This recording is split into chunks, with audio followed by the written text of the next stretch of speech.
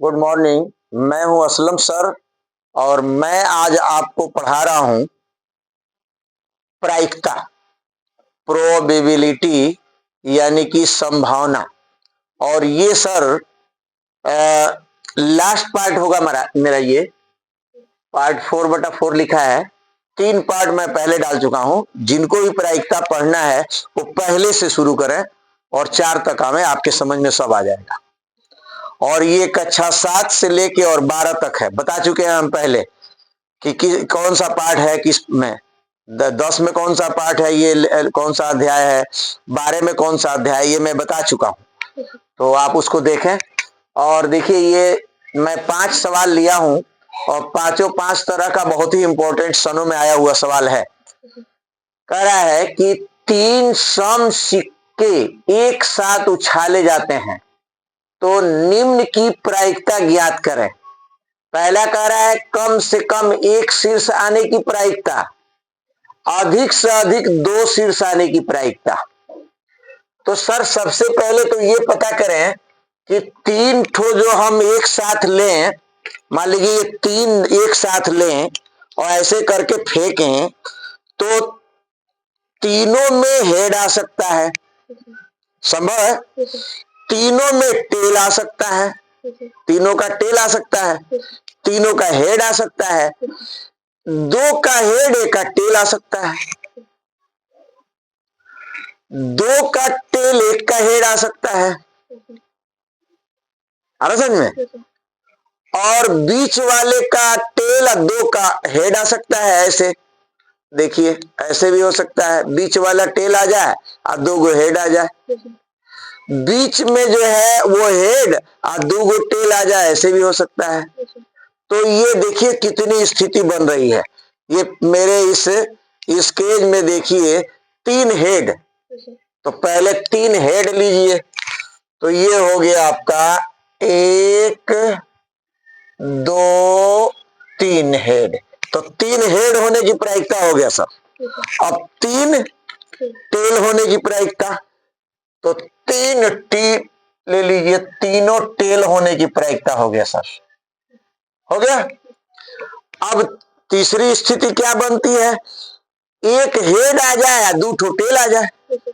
तो चलिए, तो 1 हम हेड बना दिए और 2 ठो टेल बना दिए। अब अगला आ सकता है इसका उल्टा, 2 गो टेल और 1 गो हेड, ये भी हो सकता है। अब स्थिति हो सकती है कि बीच में 1 गो हेड और दोनों बगैर 1-1 टेल, हो सकता है। और तीसरी हो सकती है बीच में टेल और दोनों तरफ 1-1 हेड, 1 2 3 4 5 6। अब क्या हो सकता है, 2 हेड, हाँ 2 हेड, देखिए 2 टेल है तो 2 हेड भी हो सकता है। तो 2 हेड हो जाए और 1 टेल हो जाए। और क्या हो सकता है, 1 टेल हो सकता है और 2 हेड हो सकता है। शायद इसके अलावा और कोई स्थिति नहीं बनता है। इसके अलावा एक तो देखिए, एक ये बनेगा 3 हेड 3 टेल 2 हो गया, एक बीच में हेड 2 टेल हो गया, ये देखिए ऐसे। एक बीच में 2 हेड, ये देखिए 1 टेल बन सकता है, या 2 हेड 1 टेल बन सकता है इस तरह से। तो इस तरह से करके ये 1 2 3 4 5 6 7 8 स्थिति बन सकता है। अब मैं इसको लगा दूं, क्या पूछ रहा है, पहला पूछ रहा है कम से कम, क्या पूछ रहा है, कम से कम एक शीर्ष आने की। कम से कम एक शीर्ष गिना जाए, इसमें कम से कम एक शीर्ष हो ही जाएगा। अरे कम से कम, इसमें भी 1 2 हो गया, 1 3 हो गया, 4 5 6 7 गो हो रहा है, इसी में है जो हेड नहीं है। तो ये फर्स्ट का आंसर हो जाएगा, कम से कम एक शीर्ष आने की प्रायिकता 7 बटे कुल टोटल 8, ये आंसर हो जाएगा सर। ये देखिए सेकेंड में क्या पूछ रहा है, कम से कम अधिक से अधिक 2 शीर्ष आने की प्रायिकता। 2 शीर्ष देखिए, एक तो इसमें है 1 हो गया, इसमें तो 1 ही है, इसमें भी 1 ही है, इसमें भी 1 ही है, ये हो गया 2, 1 ये हो गया 3, 1 ये हो गया 4। तो 4 ऐसी स्थिति है जिसमें 2 जो है शीर्ष है, समझ में। तो ये हो जाएगा आपका 4/8। इसको काट दीजिए 1/2, ये आंसर होगा सर। आप आंसर देख सकते हैं। देखिए प्रायिकता जो है समझने वाला सवाल है, ये ज्यादा लंबा जाता नहीं है। कुछ सवाल तो ज्यादा लंबा जाता है, समझ में आपको आ जाए एक लाइन में आप आंसर लिख देंगे, ठीक है। आइए दूसरे सवाल पर आते हैं। कह रहा है अच्छी प्रकार से फेंटी गई 52 पत्तों की एक गड्डी में से एक पत्ता निकाला जाता है। इक्का होने की प्रायिकता ज्ञात कीजिए, इक्का न होने की प्रायिकता ज्ञात कीजिए। इस पर मैं एक सवाल आपको दे चुका हूं, लेकिन ये थोड़ा हट के है। इक्का होने की प्रायिकता तो मैं आपको बताया था कि कितने इक्का होंगे, 4 इक्का होता है। कितना होता है? एक पान का इक्का, एक हुकुम का इक्का, एक चिड़ी का इक्का, और एक जो है ईटा का इक्का, चिड़ी का इक्का, हुकुम का इक्का और पान का इक्का। 4 इक्का होता है। 4 दुग्गी भी होती है, 4 तिग्गी, हर पत्ता 4 होता है। तो कह रहा है इक्का होने की प्रायिकता, तो हम लिखेंगे इक्का होने की प्रायिकता। क्या लिखेंगे? इक्का होने की प्रायिकता बराबर 4/52, क्योंकि 4 ही इक्का होता है। तो 4 काट दीजिए इसको, 1/13। ये आंसर हो गया सर। अब कह रहा है इक्का न होने की प्रायिकता, तो इसको देखिए लिख दे रहे हैं हम, इक्का न होने की प्रायिकता। तो इक्का हटा दे तो इक्का निकल जाएगा, यानी 4 पत्ता निकल गया, बचा कितना? 48। 48/52 काट दीजिए इसको। कितना बार में कटेगा? 12 बार में। 12/13, 4 से 12 चौको 48, 13 चौको 52, ये 12/13 होगा। इसको एक बार और समझ लें आप। इक्का होने की प्रायिकता, 4 को इक्का होता है तो 4/52 काट दिए 1/13। इक्का न होने की प्रायिकता, तो 4 घटा देंगे इसमें, उसमें से 4, तो 52 में से 4 निकल गया, 48/52 काट दिए 12/13। इसमें 1-2 सवाल और हम आपसे पूछ रहे हैं, आप इसको समझ लें। आपको कमेंट नहीं करना है, डरिए मत, आप सिर्फ लिख ले। हाँ समझ ले। इसमें ये पूछ सकता है कि इक्का न होने की प्रायिकता, जो ये पूछा है, इसमें पूछ सकता है दुग्गी न होने की प्रायिकता, उसका भी उत्तर यही होगा।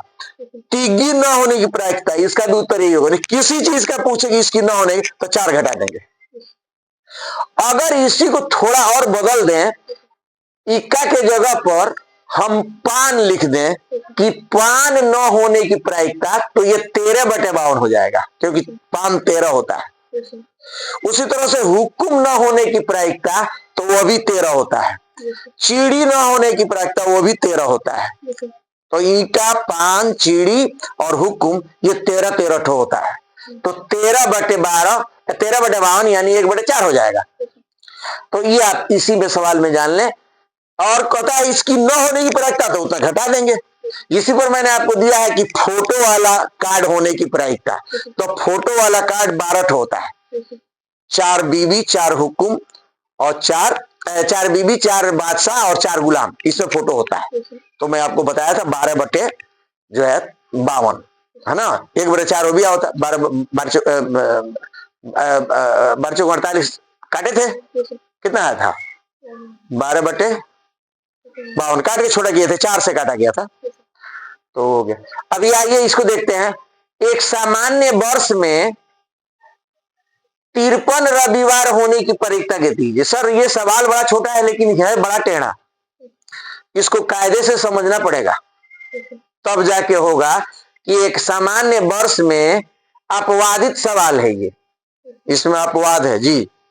मेरे हिसाब से इसका उत्तर होना चाहिए 1/49, लेकिन ऐसा किताब में नहीं दिया है। तो देखते हैं एक सामान्य वर्ष में 53 रविवार होने की प्रायिकता ज्ञात कीजिए। सर, एक सामान्य वर्ष में 365 दिन होता है, तो 365 दिन में 52 सप्ताह ही होता है, तो 52 सप्ताह में 52 वो संडे हो गया, हर सप्ताह में एक संडे होगा ही होगा। अब कह रहा है 53 संडे कह रहा है, 53 रविवार, तो एक जो बच रहा है 365 दिन में 52 सप्ताह होता है और एक दिन बचता है। देखिए मैं आपको समझा दे रहा हूं यहां कि 365 में 52 से भाग देंगे तो 7 आएगा प्लस एक दिन बचेगा। क्या बचेगा? हाँ, 7 आएगा, एक दिन बचता है। यहां देखिए 365 में आप 7 से भाग दे दिए, ये ज्यादा बेटर होगा। 365 में 7 से भाग देंगे तो देखिए 7 पचे 35, कितना बचा? एक बचा, 7 दूनी 14, एक बचा ना, तो एक दिन बचता है। क्या बचता है? हाँ, एक दिन बचता है, 52 को सप्ताह होता है। तो ये जो दिन बच रहा है ये अभी संडे होगा, तबे ना 52 के बजाय 53 संडे होगा। तो 53 संडे होने के लिए, 53 रविवार होने के लिए 2 शर्त जरूरी है। साल का पहला दिन भी रविवार होना चाहिए और साल का अंतिम दिन भी रविवार होगा, तबे अंतिम दिन एगो बचेगा। और साल का पहला दिन रविवार से शुरू संडे, सप्ताह रविवार से ही शुरू करते हैं, संडे मंडे ट्यूसडे उनसे गिनते हैं कि नहीं गिनते? तो साल का पहला दिन भी रविवार होना चाहिए, साल का अंतिम दिन भी रविवार होना चाहिए, है ना। तो मैं आपको सामान्य तरीके से अपने ढंग से इसको मैं बता दे रहा हूं कि इसका आंसर क्या होगा। मैं आपको बता दे रहा हूं सर, आप इसको ऐसे लगा में कि 52 सप्ताह होता है, 53 संडे दिया है ना, तो 53 संडे है तो इसमें से एक घटा दीजिए, और 365 दिन जो होता है उसमें से भी एक घटा दीजिए। अब घटाइए, ये कितना हो गया? 52। ये कितना हो गया? 364। अब इसको आप काट दीजिए, ये आंसर हो जाएगा सर 1/7। 7 दूनी 14, 7 पचे 35, 1 36। एक दिन इसलिए मैं घटा दिया क्योंकि साल में 365 दिन में से 52 सप्ताह होता है और लास्ट वाला एक संडे बन रहा है, तो एक घटा दीजिए ऊपर वाले में से, संडे में से, और 365 में से भी एक घटा दीजिए, कोई फर्क नहीं पड़ेगा। ये भी संडे है, ये भी संडे है, तो इसको घटा दिए, बच गया 364, 52 काट दीजिए 1/7, ये आंसर हो जाएगा सर। तो इसका आंसर आप लिख लीजिए कि 53 रविवार होने की प्रायिकता बराबर, ये देखिए सर, ये आंसर हो गया आपका। दोनों में से एक एक घटा दीजिए, 53 में से भी एक घटा दीजिए 52, 365 में से भी एक घटा दीजिए 364, अब काट दीजिए 1/7, आंसर हो जाएगा। अब लेते हैं सर अगला सवाल। अगला सवाल क्या कह रहा है, इसको मिटा दे, पहले इसको मिटा दे। देखिए ये सवाल कह रहा है, एक थैले में 5 लाल और कुछ नीली गेंदें हैं। अच्छा चलिए इसको मिटा दे। एक गेंद निकालने पर नीली गेंद की प्रायिकता लाल गेंद की प्रायिकता से 3 गुनी है। थैले में नीली गेंदों की संख्या बताइए। इसको लगाने के लिए क्या करें कि पहले मान लें कि थैले में नीली गेंद की संख्या बराबर x। पहले दोनों लिखें, क्या लिखेंगे? प्रश्न नंबर 4 है ये। पहले लिखेंगे लाल गेंद। लाल गेंद कितना है? थैले में 5 लाल गेंद है, तो लाल गेंद बराबर हो गया 5। लाल गेंद कितना हो गया? 5 हो गया। कुछ नीली गेंद है, तो हाँ, तो नीली गेंद बराबर कुछ तो समझने हैं, कुछ का मतलब x। हाँ, अब जो है देखिए लाल गेंद की प्रायिकता ज्ञात कीजिए। लाल गेंद की प्रायिकता बराबर, लाल को ऊपर रखेंगे और टोटल को नीचे रखेंगे, x + 5 रखेंगे ना। अब लिखिए नीली गेंद की प्रायिकता, क्या लिखेंगे? नीली गेंद की प्रायिकता बराबर, नीला ऊपर रखेंगे और नीचे तो टोटल रहेगा ही रहेगा। हो गया। अब कह रहा है शर्त कि जो नीली गेंद लाल गेंद की प्रायिकता जो है वो, अच्छा, नीली गेंद की प्रायिकता लाल गेंद की प्रायिकता के 3 गुनी है। तो एक तरफ ये लिखिए और एक तरफ ये लिखिए। देखिए, तो इधर लिख दें हम 5 बटे यक्स प्लस 5, इसको लिखिए यक्स बटे, बोलिए, यक्स प्लस 5। कह रहा है कि नीली गेंद की जो प्रायिकता है, यानी ये नीली गेंद है, यही ना नीली गेंद है, नीली गेंद की प्रायिकता लाल गेंद की प्रायिकता की 3 गुनी है। कौन 3 गुनी है? नीली गेंद वाला। तो हम इसमें 3 से गुणा करें, चाहे इसमें 3 से भाग दें, तो हम यहां 3 से गुणा कर दे रहे हैं। ठीक हो गया। हाँ, नीली गेंद कर रहा है, नीली गेंद की प्रायिकता लाल गेंद की प्रायिकता के 3 गुनी है। नीली गेंद ही 3 गुना है, तो इसमें गुणा करेंगे तो और बढ़ जाएगा ना, लंबा हो जाएगा। चलिए, अब ये देखिए कि ये कट गया, ये अब यक्स बराबर 5 आई 15, तो यक्स बराबर हो गया 15, यानी नीली गेंद हो गई 15। निकाल के भी देखिए, जांच कर लीजिए, आंसर की जांच कर दे रहे हैं। देखिए, लाल गेंद की प्रायिकता होगा 5 बटे 5 प्लस 15, 15 हो रही है, तो ये हो गया 5 बटे 20, यानी 1 बटे 4 आ गया ये।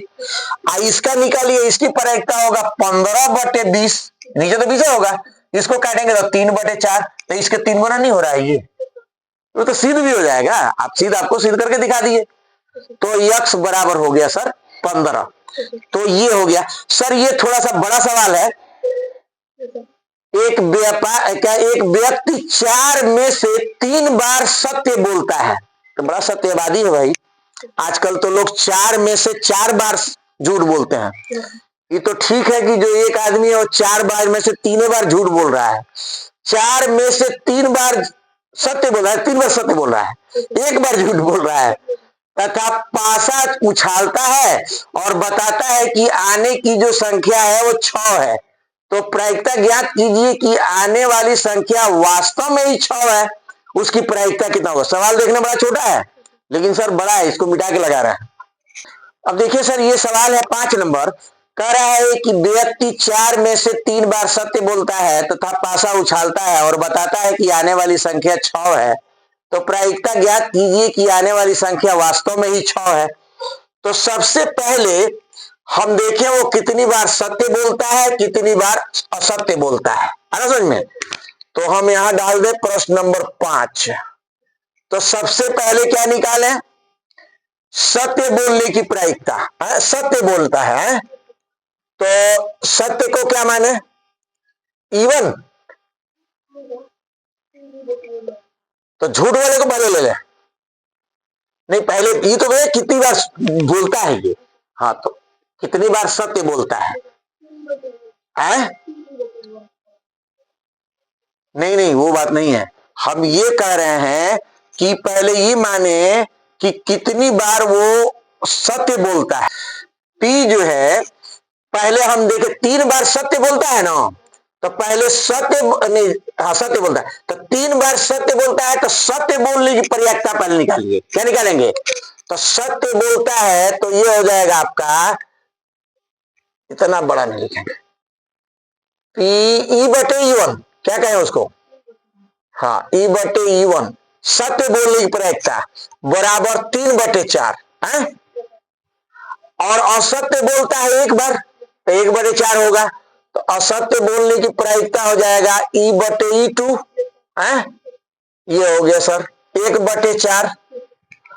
अब 6 बार 6 आने की प्रायिकता है, तो लिखिए 6 आने की प्रायिकता, इसको क्या कहेंगे? ये सत्य बोलता है, ये भी सत्य में जाएगा है।